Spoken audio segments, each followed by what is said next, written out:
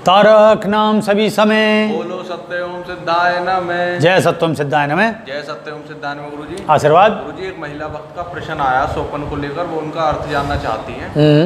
उन्होंने बताया कि वो अष्टमी को और पूर्णमासी को और खासकर नवरात्र में इनमें जोत जलाती हैं, और अष्टमी महीने की दोनों अष्टमी को तो जलाती ही हैं अखंड जोत। उन्होंने सोपन में क्या देखा कि जहाँ वो पूजा घर में जोत जलाती हैं वहाँ वो गई और उन्होंने देखा जोत अचानक बुझ गई।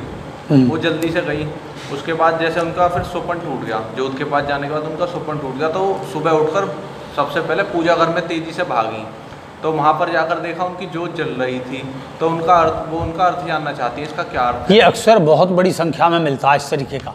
इसका अर्थ होता है जैसे नवरात्रि की अखंड जोत जला रखी है, वो खंडित हो जाती है कि आप सपने में देखा कि आपकी बुझ गई है, देखा असल में नहीं बुझी। ये ऐसा होता है जोत बहुत धीमी जल रही है, छोटे से प्रकाशित नहीं है। और सबसे बड़ी होती है कि आपकी प्रकाशित हो रही है, पूरा पूजा घर बिल्कुल प्रकाशमान है, देवता प्रकाशित से दिखाई दे रहे हैं, मुस्कान से, ये शुभ है। और ये सब छोटे रूप में दिखनी, खंडित हो जानी, इसका मतलब है बेशक वो वहाँ जाके ओरिजिनल में जल रही है, जगराता बोलते हैं ना इसे जोत को, तो क्या वो जगराता हो रहा है, अर्थात जोत के स्वरूप में जागरण चल रहा है। एक जगराता इस तरीके का हम भजन कर रहे हैं और हम जो है पूरा ये सब जागरण कराती, और एक होता दैविक का मतलब होता है प्रकाशित होना। और अगर छोटी जोत है, छोटी जोत जल रही है, कभी टिमटिमा रही है, तो ये है कि आपकी जो मनोकामना है, जिस भी प्रयोजन से आपने रखी है कि हमारे घर में सुख शांति रहे, तो सुख शांति नहीं आनी अभी। क्यों नहीं आनी? क्योंकि आपकी जो तपस्या है वो उतनी नहीं है। और तपस्या के मार्ग कौन से? सेवा, तप और दान, तीनों देखें, तीनों को देखना पड़ेगा। क्या हो सकता है आपने जाप बहुत करे लेकिन आपने दान नहीं करा, आपने दान करा तो उसमें अहंकार है, आपकी तपस्या नहीं है, बस हम तो पैसा कमाया दे आए, और यह सेवा ही नहीं है बिल्कुल भी। मंदिर पे गए, कूड़ा फैलाया, चीज़ चले आए, होगी तुम्हारी पूजा।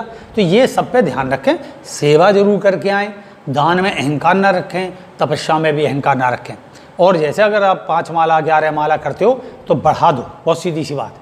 अपने अर्थात तुम्हारा जो पूजा का तरीका है वो टूट गया, मान्य नहीं है, उसमें दोष है। मंत्र को ठीक से सुनो, मंत्र में दोष है।